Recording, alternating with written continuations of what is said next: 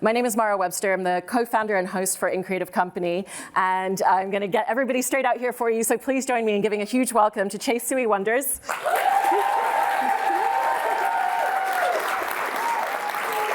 Ike Barinholtz.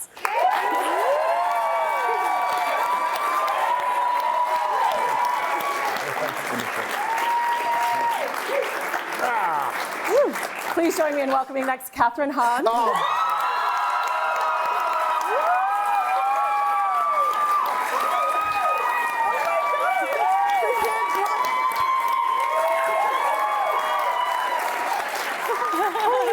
And last but not least, co-creator, executive producer, writer, and director, and actor, Seth Rogen. Oh my God.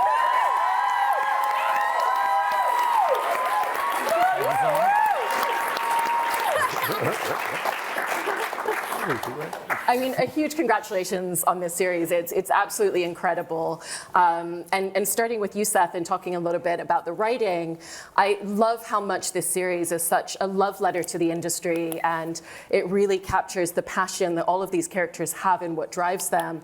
And I was interested in how, as you and Evan were writing this show, that you always made that the central motivating factor for each of these characters, whatever the scene or situation was. I mean, they each have their own motivations, I think, at various times, but they, they are all, I think almost everyone in Hollywood is very passionate about their jobs, and every moment is imbued with essentially like life or death stakes, because they know they could be fired literally at any second for anything they do. And so that was the thing we talked a lot about, is with comedy especially, like high stakes are what you're going for, and in this job, yeah, everyone really believes in what they're doing, be it trying to sell a movie or make a movie or not look racist while releasing a movie. And those are all things that these people care deeply about and are very important to these people. And we also wanted to kind of show the kind of beauty of all of it. And even though there's very like petty, ridiculous, silly things happening in these places, like New York, you constantly find yourself in beautiful places, you know, and we wanted to really show what we find to be kind of like magical about the glamour of Hollywood, you know? Yeah. I love that. And, you know, Kathryn, I know that when Seth and Evan were writing the series for your character Maya, that they talked to a lot of marketing execs and really found that a constant thread was the marketing team being like, we're artists because we're in the room creating something. And I was interested in how you really imbued that into your character portrayal and development of her. Yeah, I mean, she's pretty fierce, and I think she's really definitely believes in her track. Like, she has a track that maybe runs parallel to the film. But she's very passionate about that track. She's going to sell that movie, and she believes in that movie and the plot of that movie that may not necessarily be the plot that was intended. But she knows it's going to sell. Yeah. Absolutely. You know, I think for Sal Saperstein,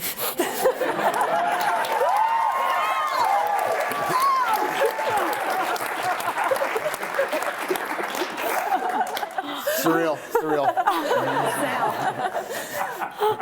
I feel like at the beginning of episode 1, there's that moment where before Matt gets the job, there's a moment where he thinks maybe it could be me. And I think it's really beautiful to watch their relationship and the fact that he immediately supports him. It's, how can I protect you? How can I support you? What do you need me to do?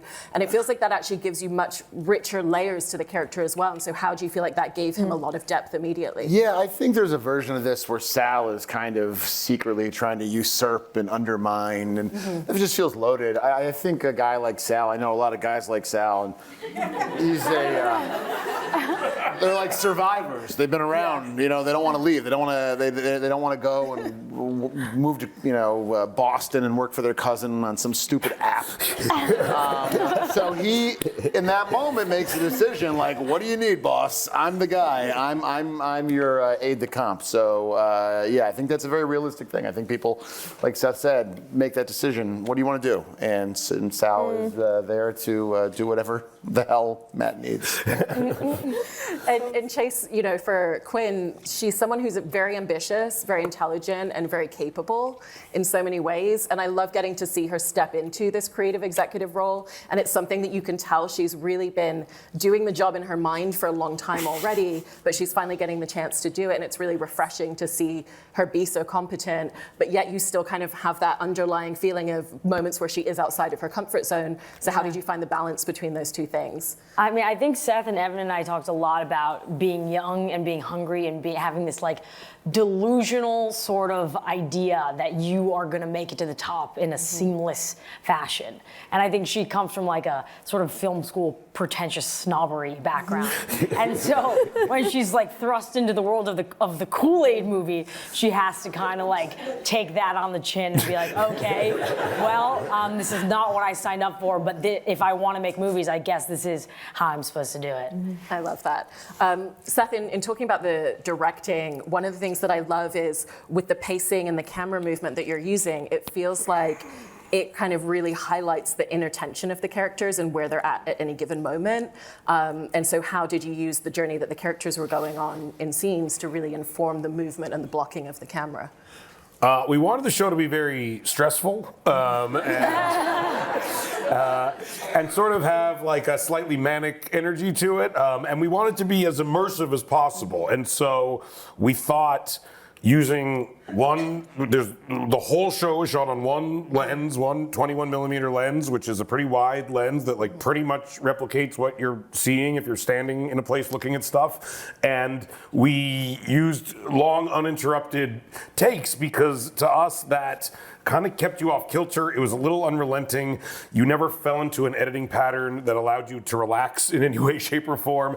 And it was as immersive as possible. It's literally the experience you would have if you were sitting in the trailer debating the Kool-Aid Man or walking from your limo out through the red carpet into the ballroom of the Golden Globes. And we wanted to make it like almost like a first-person experience, you know, and hopefully the viewer would take on all the stress and anguish of the characters.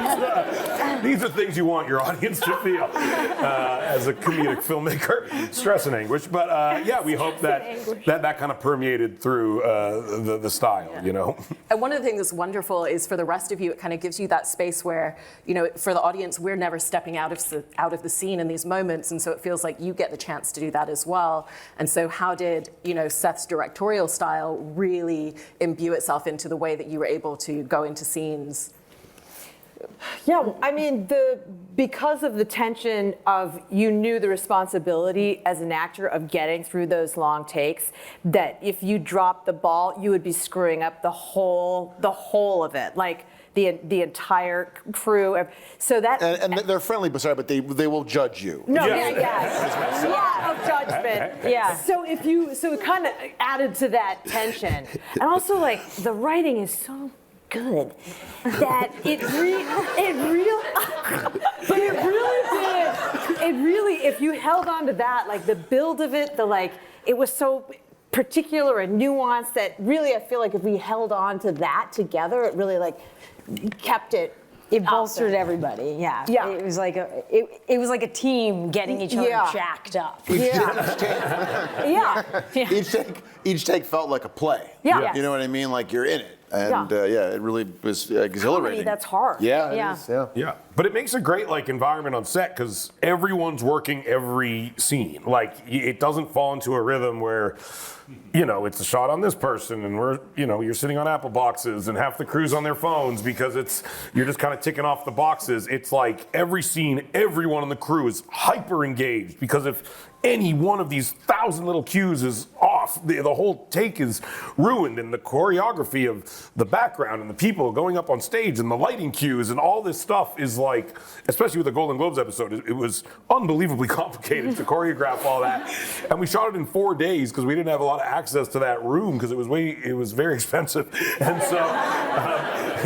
And so it created like a hyper-focused team environment in every shot. And every member of every department was truly coming together in concert to make every scene accomplished. And we would everyone, the whole crew would stand with giant monitors, and the whole crew would stand and watch playback. And if we got it, it was like people would cheer. Like it was like a huge accomplishment. And people, I've made a lot of movies, no one's ever cheered one time. It was great. People cheer when we're done, normally. But the way that it was filmed as well must have created an interesting space in terms of the script is very specific, and you can tell that the writing is all there. But there are these little moments that you had the opportunity to play, but you would kind of have to rely on knowing where the camera was and where it was moving and what that's going to look like. So like using an example, Kathryn, I know in episode 1 when you say Steve Buscemi is the worst case scenario, that was an improv. But when you're improving a moment like that, how does the timing and the camera kind of fit into it differently? Well, I think because you get used to, like we're rehearsing it for so long and you kind of sense on a technical level how much space you have on camera, so you try to slip it in there without screwing up the whole thing. And also, like, I think the nature of the way they shoot allows us to, when we're improvising, to improvise on story. Like, don't just be riffing about any old bullshit. Make sure it's on story. Like, and it really is when the camera's moving away. Like I noticed in the casting one, I totally forgot I said this, but like when we're trying to figure it out at one point, the camera pulls away from me. I go, oh, what if it's a gay child? A gay child. I know. Gay child. You're really excited about it. And that was an improv that I remember we all broke off camera because the camera was then on set. But all three of us were like, what the? And Seth had to be fully in character and locked then it would in. come back. That would happen a lot. People would drop out of, because also that's what's nice about One Lens is very quick into shooting. Everyone knew exactly what was in that frame at all times intuitively. So they knew when they were off camera. And there was so many times I'd be looking at Ike and just be like, what the fuck is happening? And then the camera would come back onto us and we would get back in the scene. But it was really fun for that. And people, like we didn't want to be rigid. That's like how the danger of these long takes is it could fall into like overly choreographed or overly rehearsed feeling. And so what's nice is these people are incapable of saying the same thing twice. We're constantly adding flourishes that would throw the whole thing like a little off kilter enough to make it feel real while keeping it like on the tracks, basically. The best was like if he was off camera and you tried something but then you forgot your line, and the way he would look at you was like, for so long. Once that starts going like this. He held on for enough. He was like, do you have it, dude? No. Do not have it. I would let them try to get through it. I'd like to see where it was going sometimes.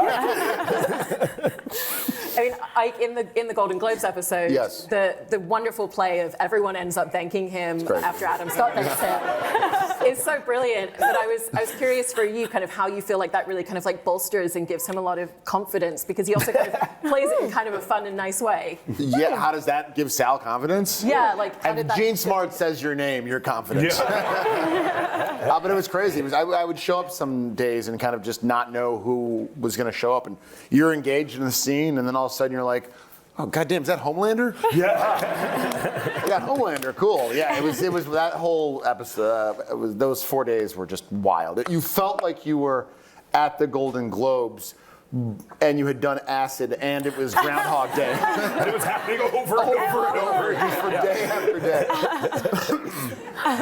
Chase, when you were auditioning for this and when you went into your callback with Seth and Evan, I know that they kind of just had you throw away the script and throw away the scene and start improving. How did that give you even more of a window into the character, but also the way that this collaboration would look like in bringing this show together for you? It definitely, I was scared. I mean, we did the scene a couple times in Seth's fairness. He let me warm up, and then we just kind of went for it. I mean, Seth is very good at improv. And it was just really fun. I mean, I think it was like 10 minutes of straight improv, and then he was like, that was great. Very insulting. I love that. Me and Chase already kind of sound the same. Honestly. Very husky. You don't need to do much. I love that. I want to talk about some of the other cast who are in the show, but before we do that, we have Dwayne Perkins and Z-Way. Yes!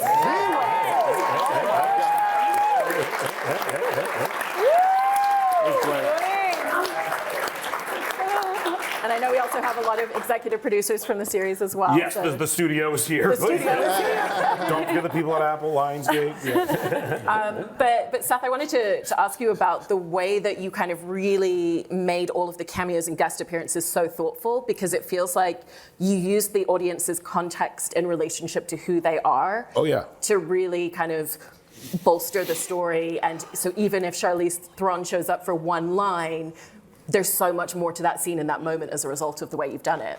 Yeah, and in real life, like Charlize has the best parties, and it's the party you want to be invited to, and so that's also something that we project onto. Yeah, You'll get there. Don't worry. Now, yeah. She said next year. She said next year you'll all be there. Yeah. She said she's sorry, but it filled up this year.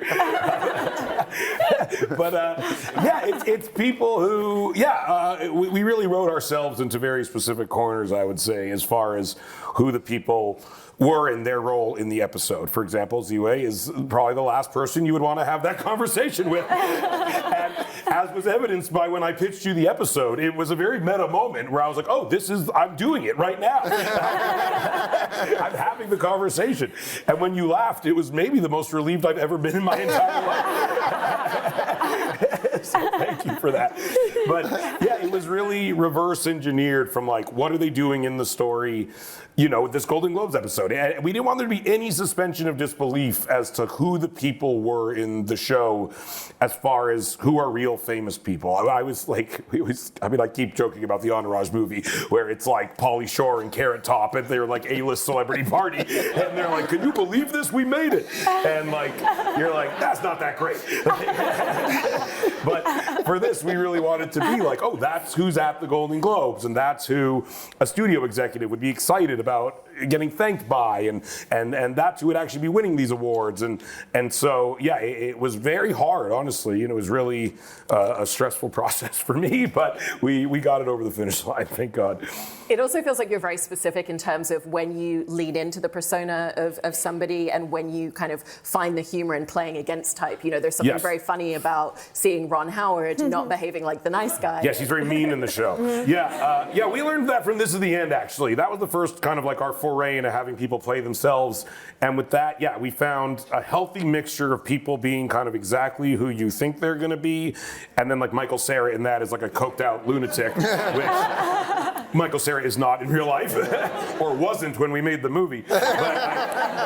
But it was a delightful, people loved how much he was playing against type. And so we found a mixture of both is a good way to like anchor it in reality, but also surprise people comedically, hopefully. Yeah, I love that. Kathryn, one of the other things with Maya is she comes across as someone who isn't very emotionally vulnerable as a person, but she has her own unique way of showing up for people and kind of being very solid and very reliable. Yeah. And I was interested in kind of like how you found that side of her. Yeah, I mean, I think that maybe there had always been maybe at the beginning, there had been a thing that she was going to be the antagonist. Like yes, it was much more like that at first. Yeah. But we found, I think, with the like group, all of a sudden, because of the desperation, palpably, that no one wanted to lose their jobs, and she certainly wanted to stay relevant. It was more actually beneficial for her to kind of be a part of this collective group. Mm-hmm. Yeah.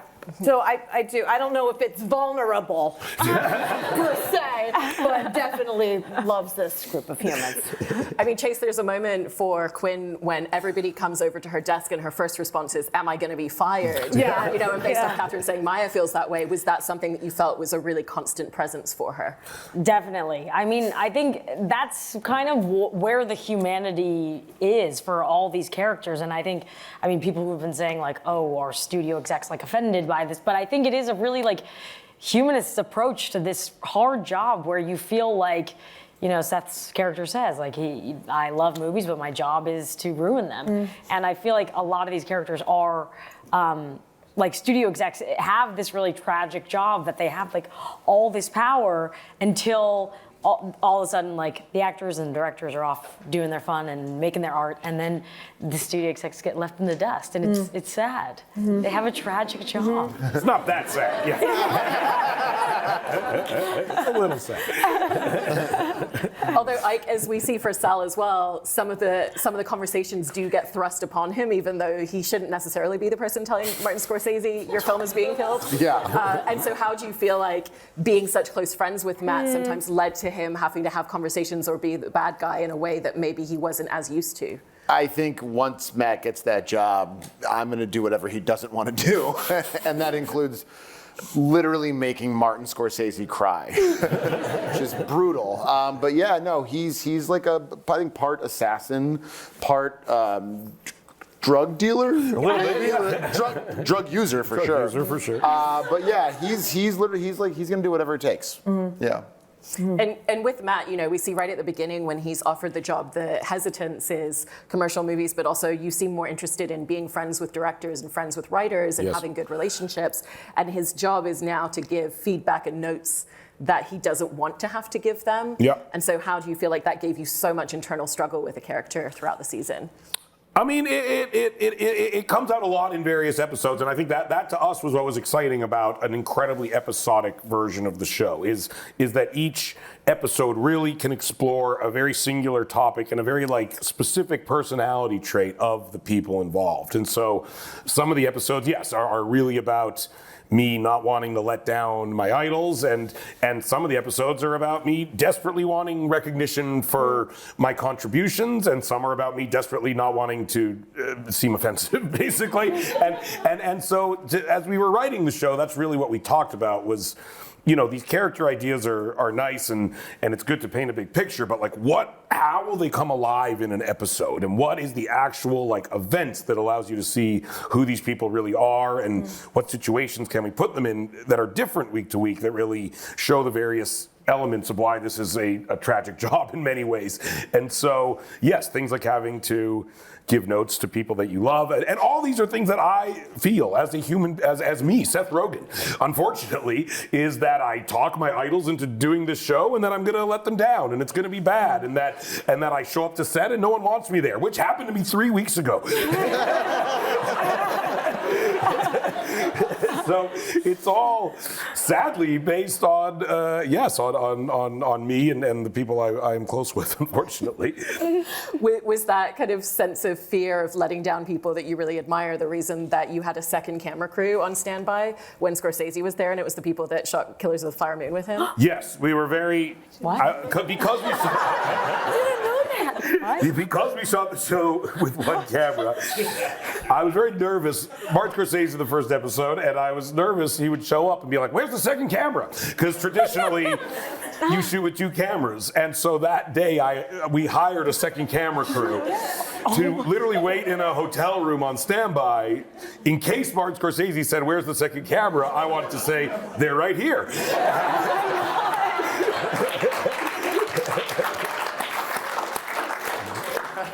But those, and we hired the camera crew from Killers of the Flower Moon, so they were friendly, familiar faces. But luckily, he didn't say that, so they were the best camera crew in Los Angeles was paid to sit in a hotel room with the Roosevelts all day. Which is a good way to spend the day, honestly. Yeah. He loved it, though. I asked Marty, I go, "How do you like how we're shooting this?" And he goes, "Oh, good. It's like French New Wave. That's why they started, because they have one camera. One camera. Exactly. Godard has one camera. He's running around with one camera, so that's how the whole thing started." And I was like, "Oh, yeah." Your favorite French New Wave? I think it was 400 Blows. He goes, "Well, it always changes. I think right now it's Jules at Gym. I remember the first time I saw Jules at Gym." And I said to myself, one day I'm going to make a movie that is just the first 25 minutes of this movie. And that's Goodfellas. And I'm just fully erect.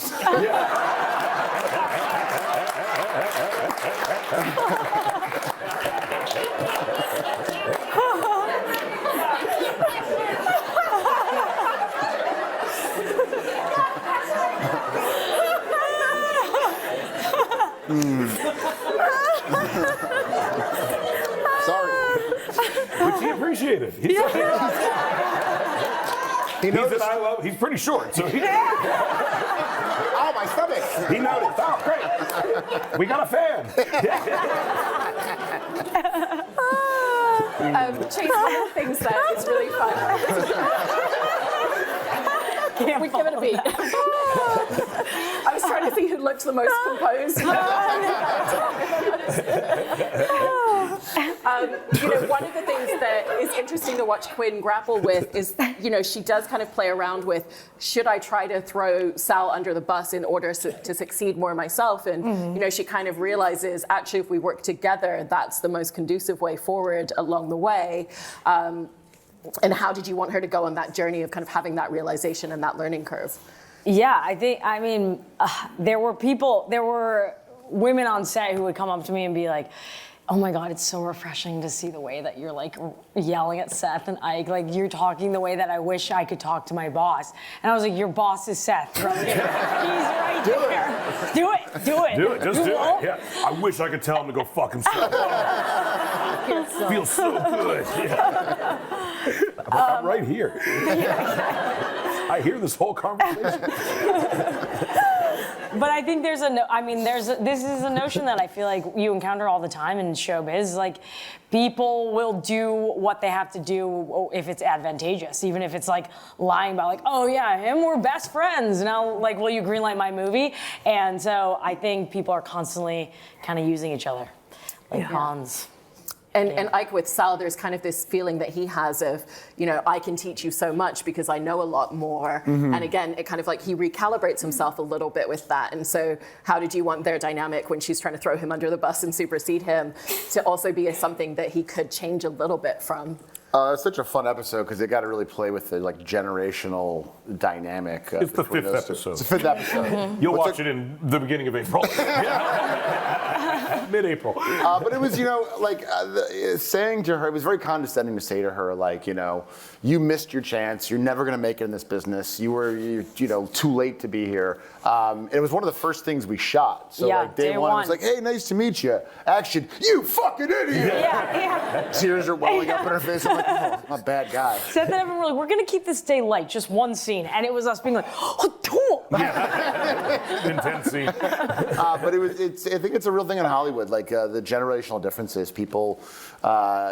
Older people just can't understand the way young people look at the business, and young people are waiting for the old people to die so they could take over the business. and I loved how that episode kind of dealt with that. Yeah. Kathryn, for Maya, in the beginning of episode 1, she talks about how she was always trying to get Patty, Catherine O'Hara's character, to make more commercial moves, to make things like the Kool-Aid movie. This is her dream. Mm-hmm. Did you feel like as the episodes progressed that maybe shifts and changes a little bit because of the relationships with them? No. No. Kool-Aid is her Mount Rushmore. Oh, for sure. It has to happen. Yes. Yeah. But I mean, there's a lot of things that we discovered that weren't necessarily in, our weird, complicated relationship. Oh yes, and it gets more complicated. In the finales episodes, the last 2 episodes, heavily complicated. Yeah, very complicated. A couple very disturbing moments. In a pretty very gross. Ike and I, in real on set, we were like, well, I mean, and they're two beautiful people, but the characters are so damaged. And they're on a lot of substances, and they're just. It's sad. It sounds romantic, but But it's funny. Yeah. It's very funny. Oh, it's funny. It's funny. I laugh every time. Because we have already seen that they have a history of making out in moments of adrenaline-fueled success. Yes. They can't do that anymore. We can't do that anymore. Was it clear cut to both of you that it's not about the romantic history, it's just about we did this, we nailed this, we got That's a good question. I think they have no one else. Yeah, I do. She has nothing else. Yeah, I think it's a warm body. Yeah, exactly. It's a host.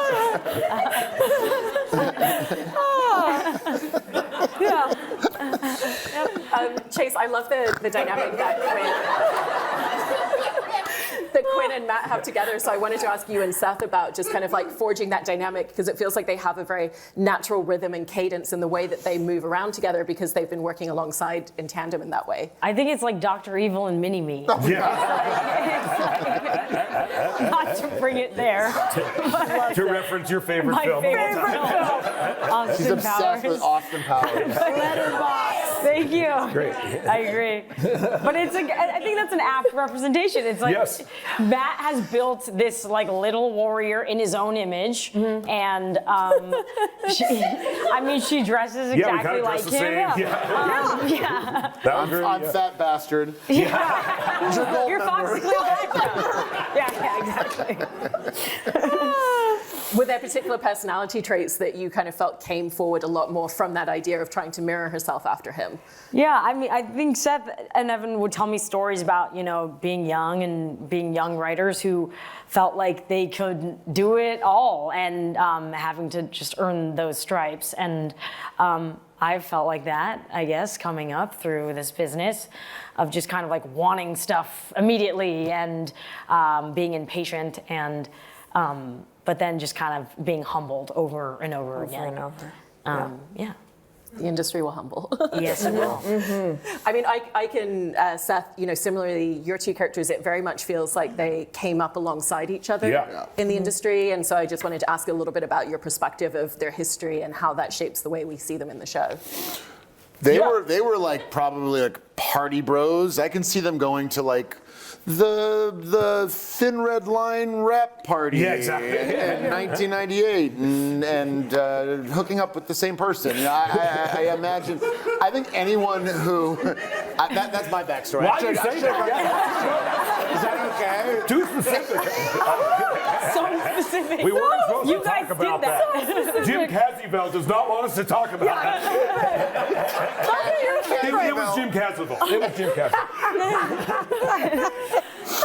But I think anyone who's still in this business, who was in this business in the 90s, has seen some shit. Oh, yeah. And we have a lot of friends who were around, and when you hear about, New Line back in the day with Party Central, I think it's kind of fun that now they're in this very different world where they have to be a lot more careful, but there's still that dark past, dark fun past. Yeah. Yeah. They both hooked up with Jim Casivell. And Seth, I know that you were very specific about wanting everything to feel like it was true and based on reality, and there's lots of things that you've heard verbatim in conversations that made it into the show. Yes. But it sounds like you also had a line of not including something just because it was truthful. And so how did you find that space of what feels like it really could work in this narrative structure and what feels like it's a great anecdote, but it doesn't quite work for the show? It was basically, we could like break it into a story that seemed like it would sustain the whole episode. And because the show only has a storyline, it's like a lot of shows you're cutting between, you're setting up 3 stories and they're kind of interweaving and stuff like that, but we never do that in the show. Every episode there's a singular story that we stick to. So to us it was like, can this idea sustain that style essentially, And we had ideas that we're still trying to break, and if we get more seasons that'd be great because there was things that we thought were like very fertile ground and we just couldn't like find the way at them. But the Golden Globes episode was a perfect example. Like that essentially happened to us where we made a movie that won a Golden Globe and we were at the party afterwards and one of the executives was crying and we were like, "You're crying because we won?" And they were like, "No one thanked me." And we were like, "Ooh, one day we're gonna make fun of that for 40 minutes."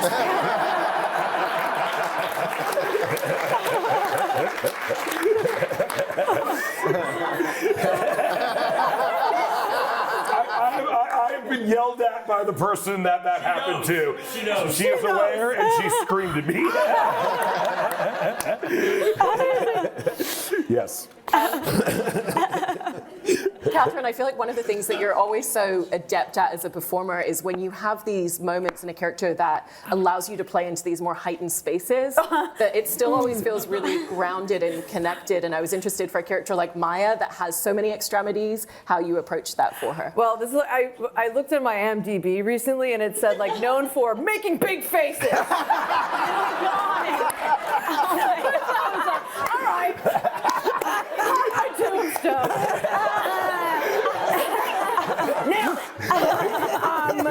I mean, I think it's always like how much you put on the gas. You know what I mean? It all has to come from the same place, I guess. But I mean, I guess it's, I like living in the in-between too, You say that all the time. That's my, if you call my voicemail. That's what it says. Like living in between. Seth, in talking about episode 2, which is so beautifully shot and essentially executed as a one take, but in the way that you filmed it, you kind of segmented it into 4 sections. Yeah. And I love the fact that Matt has a conversation with Sarah Polley about, oh, you should just not do it in a one take, piece it together with whip cuts. And was that always the intention, to be very self-referential about how you were filming it behind the scenes for an episode like that? Oh yes, we love being self-referential. I don't know if that's a thing I should be particularly proud of, but it's for sure a cornerstone of our work.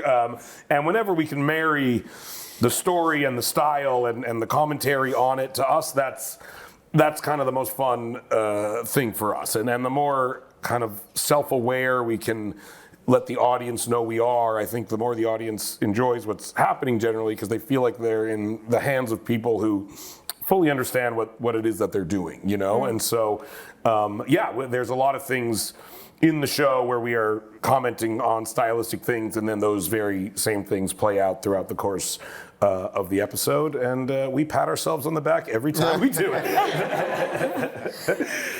And in the way that you shot it, I know that essentially you did a location visit and then used that and like the blueprints of that location to go away and figure out the meticulous timing of each of those segments. Yes. And then once you were on set, we'd rehearse throughout the day and then shoot at Magic Hour because the whole episode takes place then. Yes.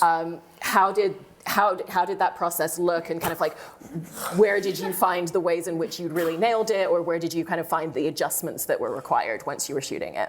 The second episode, in case you haven't seen it, is it's me visiting the set of a movie that is shooting an elaborate oneer, and the episode itself is an elaborate oneer, and my presence on set, as executives' presence on set can sometimes do, is very distracting and essentially inhibits their ability to get this elaborate one-take shot.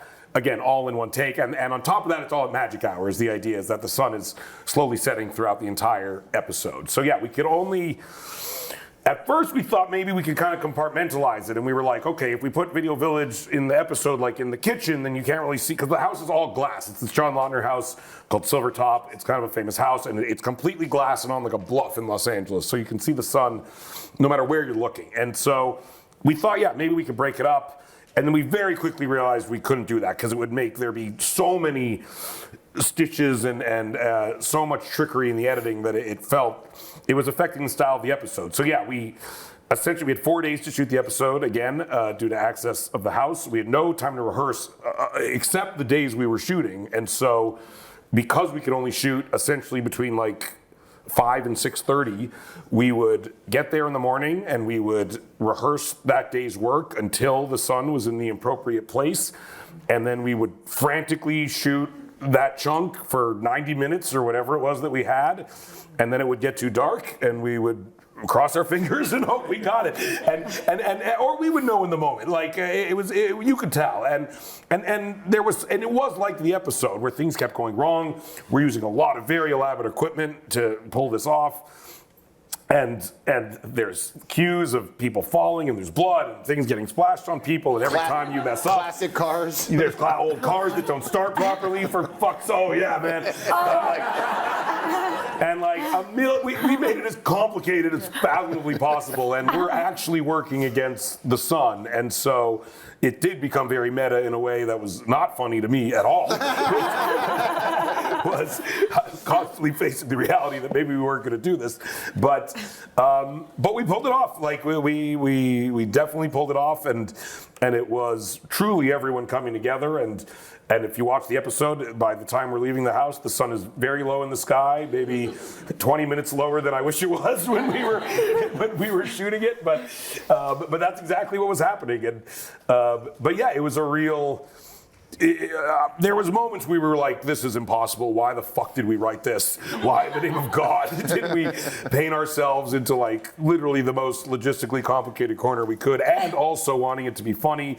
There's stunts in the episode. There's things break. See, again, it's like it was very hard to do, but it turned out very well. I'm really proud of it. And it's Sarah Pauli's first acting in 15 years, which is maybe like one of the greatest things we pulled off was getting Sarah Pauli to come back. She's hilarious, by the Amazing. way. And I She's heard so that she funny. said it was just an easy yes the moment that she knew what it was. She's actually the first person I asked to be a part of the show. Like when we were first thinking of it, like I thought she would be the perfect type of person. She just won the Oscar, and I was like, oh, this is exactly who should like occupy this show is someone like her. Yeah, and I mean, Sal is very much by Matt's side throughout that entire episode. Was the feel of shooting that episode the same as the rest of them with the long takes, or was it different because it's those 4 segments That and it's one so was much more that involved? one was so hard.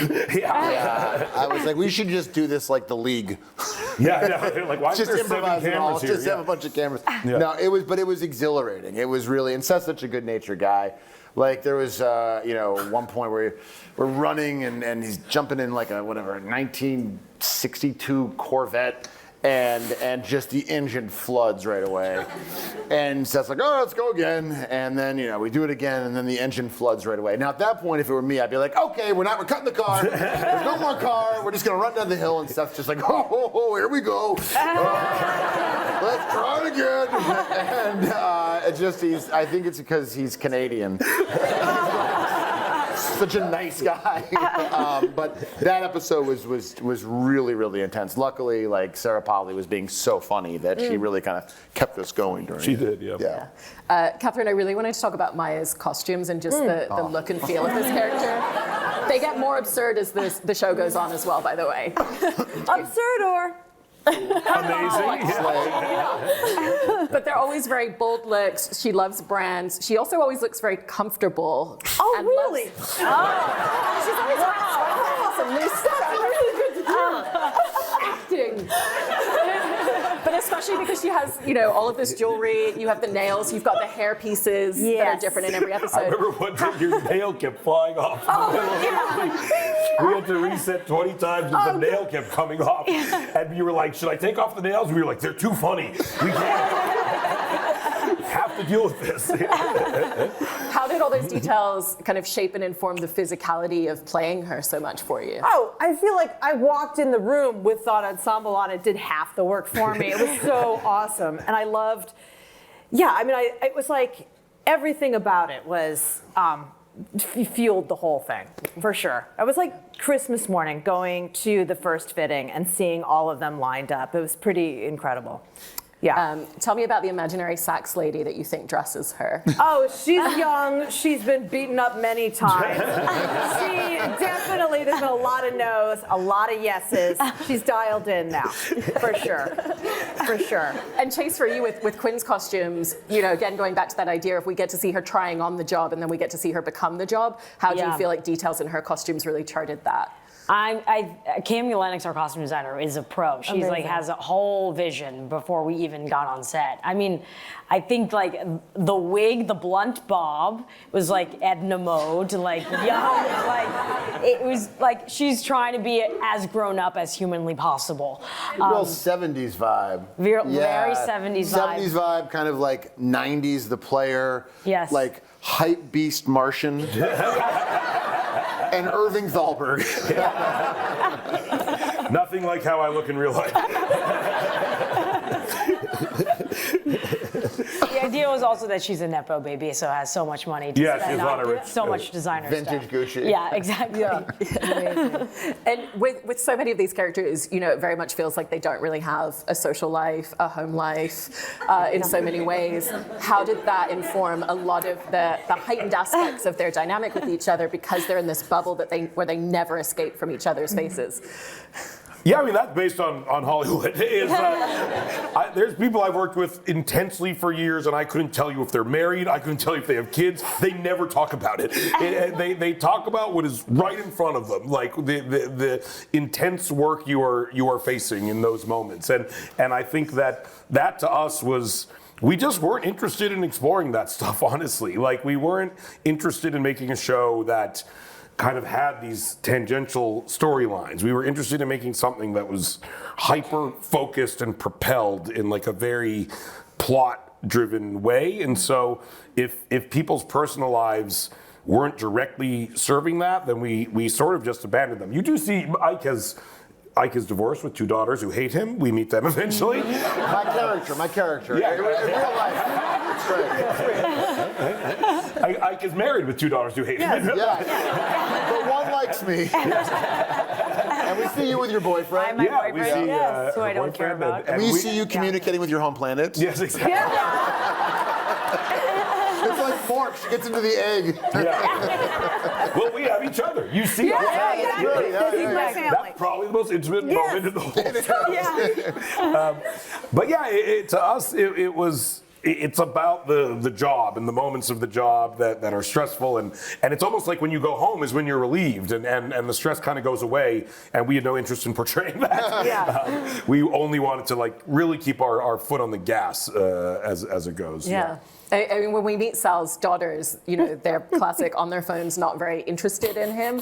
And when he's kind of having those antagonistic moments with Quinn, there's a line where he basically says, like, you sometimes give me the same look as disdain that my daughters give me. Yeah. And do you feel like when they had their antagonistic back and forth, that was a trigger point for him? I think that's why they put it in. You see my daughter, and one of them's doing like some weird anime cat thing, and I'm just disgusted. and then in our fight, like, yeah, that's just kind of in the forefront of my mind. And when I see her kind of give me the same look of just like, oh, you're just an old piece of shit. That's just like, it all comes up.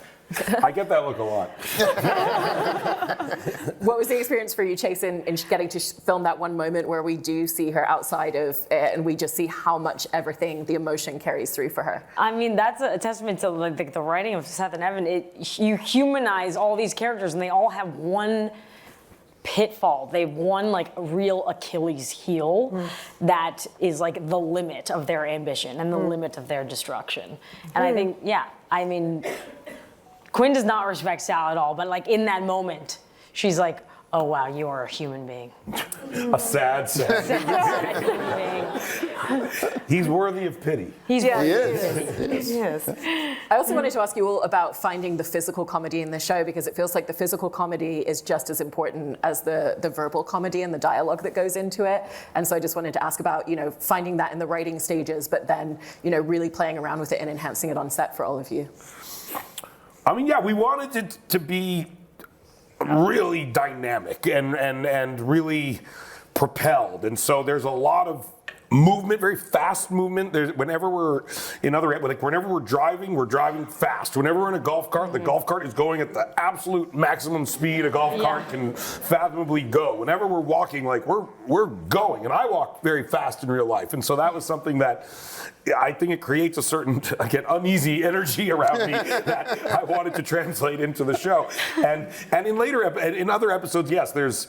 We just like physical comedy. I like people falling down. I like people getting hurt. And to me, like America's Funniest Home Videos, the best show of all time. The single best comedic program in the history of television. 100%. Put that in your fucking museum.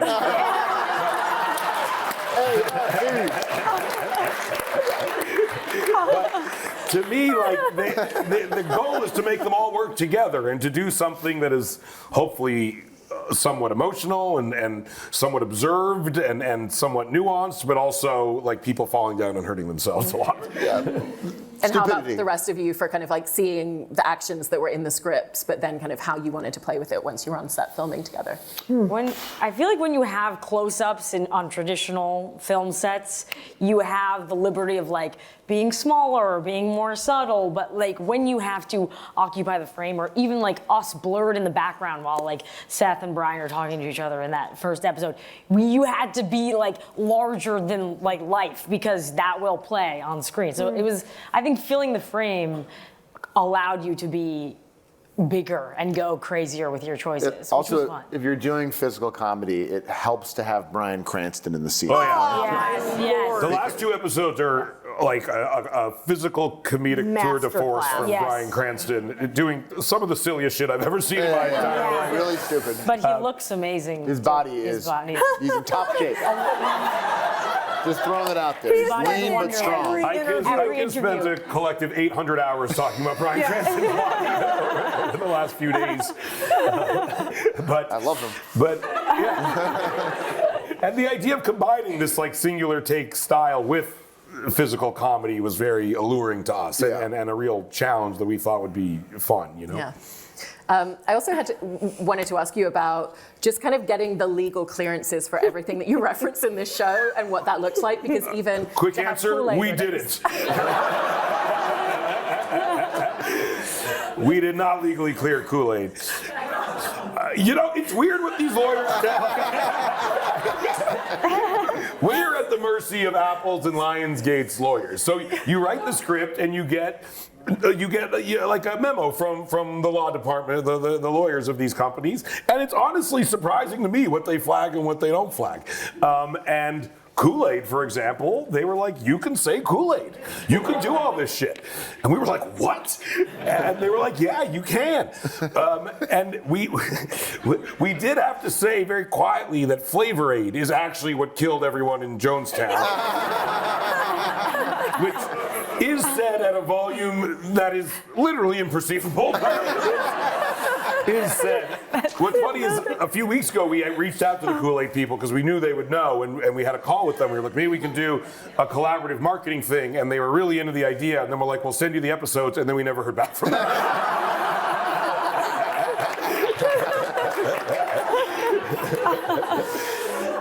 I don't know if you've seen this yet, but a lot of the response to episode 1 is people saying they really want to see a Martin Scorsese Jonestown Kool-Aid. Yeah, cool. Yes.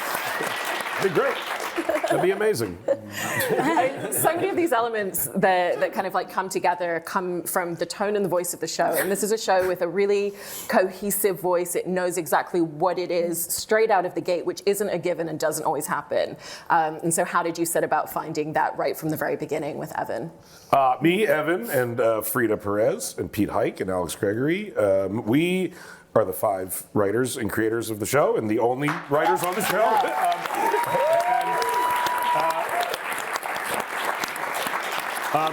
So it was actually a very small team. It was the 5 of us, and me and Evan directed everything. So that was like the core creative unit of the show. And you know, we're used to making movies, honestly, and a movie has to know exactly what it is from the opening seconds it starts. Like, and that was really the mentality that we had, was the show needs to be.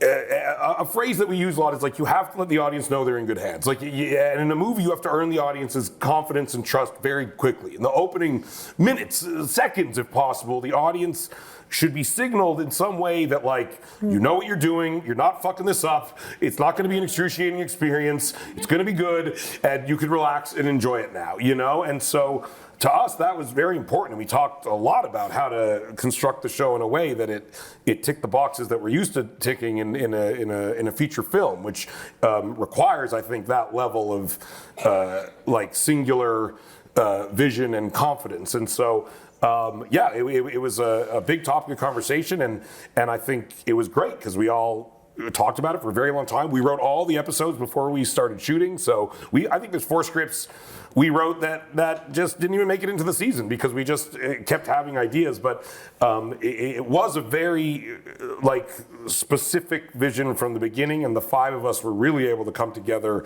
and make it a singular vision very early on in the process, I think. I mean, I love that point that you just said about you want the audience to know that they're in safe hands, and this feels like the scripts probably made you as actors know that you were in safe hands the moment that you read those first few pages. And how did looking at how cohesive the tone and the voice of the show was when you all first read these scripts play into the way that you knew this experience was potentially going to be and the way that you approached your characters? Yeah. I feel like when... Good question. That's Yeah, a great really. question. It's a great question. It's so good I can't We're answer used to it. dumb questions. Speechless. Yeah. We were on the Today Show.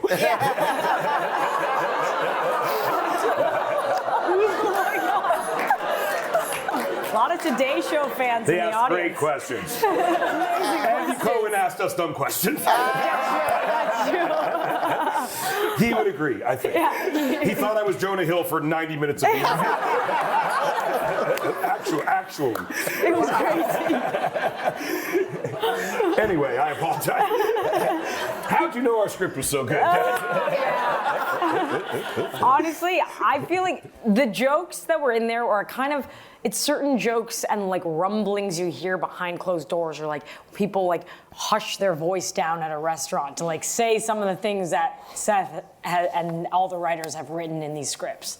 So the fact that they were ballsy enough to make them into scripts that we acted in and then we are now out there forever, I feel like is a cool risk-taking move that makes an actor want to sign on board. And like you do, and when you read something that's so specific and you know, like sometimes you read something and your arc kind of falls off, you know what I mean? It kind of like, and just to know that every person had like a clear arc going through was, it's always, like you said, like you feel taken care of and that you have something to hold on to, like goalposts rather than like, you know, making it up. Yeah, they're just good writers. Yeah. There it is. I think every detail and level of what went into creating this show is so phenomenal, and there's a reason that people are responding to it in the way that they are. So congratulations on incredible work. Oh, thank you so much.